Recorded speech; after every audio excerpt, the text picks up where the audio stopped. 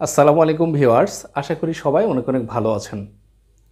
সময় স্বল্পতার জন্য আপনাদের সামনে আসা হয় না, এজন্য দুঃখিত। তো বন্ধুরা, আজকে আমি যে বিষয়টি নিয়ে কথা বলবো সেটা হচ্ছে জিরো রিটার্ন কি, জিরো রিটার্ন দিতে কত টাকা লাগে। তো আমরা অনেকেই কিন্তু ভুল করে অথবা আমাদের নিজের প্রয়োজনে আমরা কিন্তু টিন সার্টিফিকেট খুলে ফেলেছি। তো যেভাবেই খুলি না কেন আমাদেরকে কিন্তু আয়কর রিটার্ন জমা দিতে হবে।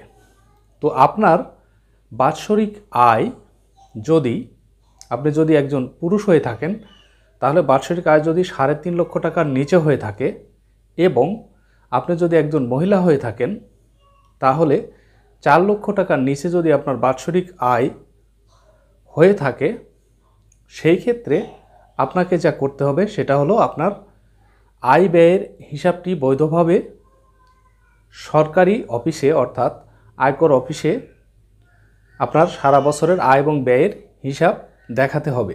এই আয় এবং ব্যয়ের হিসাবটা দেখানোই হলো আয়কর রিটার্ন। এবং আপনার আয় যেহেতু 3 লক্ষ টাকার নিচে, 3.5 লক্ষ টাকার নিচে এবং 4 লক্ষ টাকার নিচে, অর্থাৎ পুরুষের জন্য 3.5 লক্ষ টাকা, মহিলার জন্য 4 লক্ষ টাকার নিচে যদি আপনার বাৎসরিক আয় হয়ে থাকে তাহলে কিন্তু আপনি জিরো রিটার্নের আওতাভুক্ত হয়ে যাবেন। এবার আসি জিরো রিটার্ন দিতে আসলে কত টাকা লাগে। জিরো রিটার্নে কোনো টাকা লাগে না, সরকারকে কোনো ট্যাক্স বা ভ্যাট দিতে হয় না। এটাই হলো আজকের টপিকের যে টপিকটা ছিল তার প্রেক্ষিতে উত্তর, সেটা হলো জিরো রিটার্ন দিতে কোনো টাকা লাগে না।